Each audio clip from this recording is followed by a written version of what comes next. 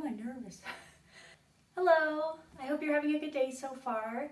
I wanted to talk about misophonia, so that's what I'm going to be discussing in this video.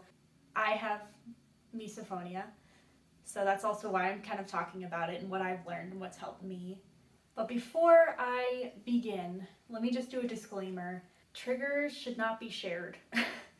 They can be contagious, is the best way I can describe it. So it's probably not a good idea for you, and if you have a friend who you know has misophonia as well, to just be like, oh, this bothers me, and then, oh, this bothers me, because it might not be helpful. You don't want to accidentally adopt one of their triggers. I also will unfortunately have to delete any comments that contains people's triggers. So if I do that to you, I'm sorry, I'm not. But just to protect other people and yourself from other people sharing their triggers. So that's rule number one. Rule number one of misophonia. We don't talk about misophonia. That's all of this is coming from the lens of my experience and everything I've learned from it. Okay, so let's begin. What is misophonia? It is an extreme reaction to certain sounds. The reaction could either be extreme anger or extreme sadness or extreme anxiety over a sound that may not bother your typical person or may not bother the people around you or anybody else that you know. It can vary. Trigger sounds can be different for everybody, and everybody can have a different reaction to them. The severity of your misophonia can differ. The trigger sounds that bother you can differ from you and everybody else who has it. From what I've learned about it, it's not actually a hearing sensitivity so much as it is an attention disorder, hyperfixating on a certain sound, and that's your whole brain, and that's all you can think about, and you completely lose control over yourself because you are the sound, is how it is for me. So it is an attention issue.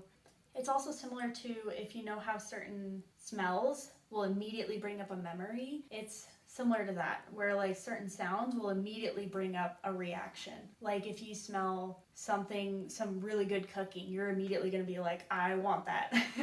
And that's an uncontrollable reaction. So same thing with the hearing is sound can come in and then you just have an uncontrollable bodily reaction where maybe your heartbeat's racing or whatever it may be for you, but you have this reaction that's hard for other people to understand, which is maybe why you're here. But yeah, it really sucks to have it. It feels really bad. So I seriously, like, my heart goes out to anybody who has it because it's awful. I mean, they're starting to research it more, but I think it's relatively new, or a relatively new kind of discovery. So we're still working on treatment and solutions. How do you know if you have it?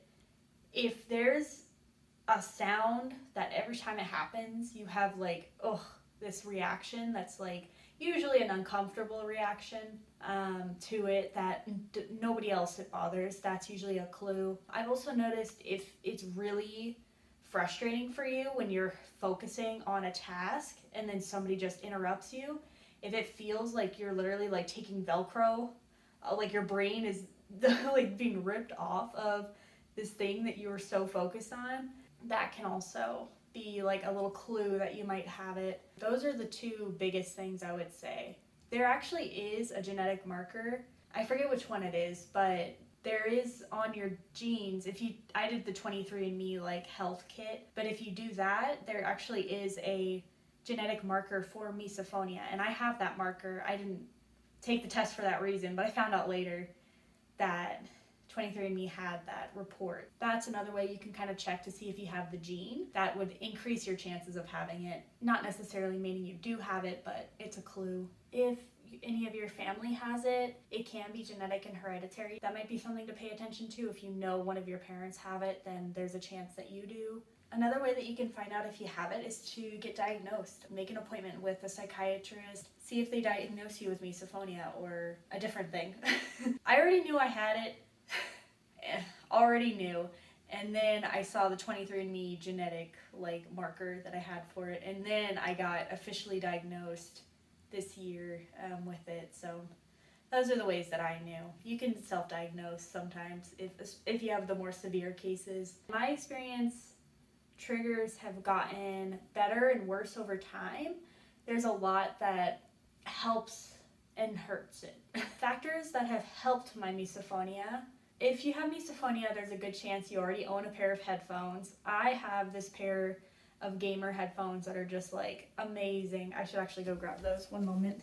Headphones are easily every misophone's best friend, regardless of what your trigger sound is. They do a pretty good job of canceling out sound, and they're pretty comfortable because I have a small head, so the ones that are like actually so tight, they just pinch my head, but these are very comfortable for me. Earplugs, these are always great. For me, they're a little bit too thick, so I do have to like trim them, but finding noise reduction that is comfortable for you is going to be key, so you can have a little bit more control over the sounds that you're hearing. I have had some really low points in my life because of it, but I have gotten to a point where I am happier and I can live more of a normal life than I have in the past. So some things that I know make my misophonia worse is if I'm feeling anxious, if I didn't get sleep, if I'm hungry. It's all the factors that put you more emotionally vulnerable. Sleep is huge. If I don't have good sleep, I'm probably going to be a little more sensitive the next day. Therapy has helped me. I've done IFS therapy and DBT therapy. DBT is more like behavioral and mindset and perspective, which unfortunately plays into misophonia for sure. IFS is great for deep subconscious childhood woundings and trauma. I have a theory that some of a misophonia reaction can almost be like a PTSD reaction, almost. Some traumatic healing therapy has helped me with that. Lifestyle changes, if you have to make some adjustments, make them. Find what helps you. So do more of what helps you in your environment, surroundings, behaviors, whatever it may be. Exercise is helpful because you get out a lot of that cortisol, which is the stress hormone. So if there's less stress hormone in our body, we can have a little bit more tolerance for these sounds. I know when I was going through a period of depression, that made my misophonia worse. So treatment for depression, it's really just treating everything around it. And of course, every solution is going to be different for every different person, but trying different things, figuring out what works for you is really important. I've had it, or at least known that I've had it, for the last 3 years, and it can be really hard. The world is not friendly to people with any kind of sensory sensitivities, and it can be really depressing. So if you're in that situation, I'm really sorry, because it really is awful. It feels like a curse. That's a very brief talk about misophonia. I have had, so instilling hope, I have had one of my trigger sounds get resolved. I do want to do more videos just because I've had it and I feel like it has been such a journey to figure out what helps, that I want to take everything that took me years to figure out to just be like, here it is in 5 minutes, 10 minutes, or whatever. I do want to try to make my videos as misophonia friendly as possible. I hope that this video is insightful. But yeah, I hope you have a great day. Bye.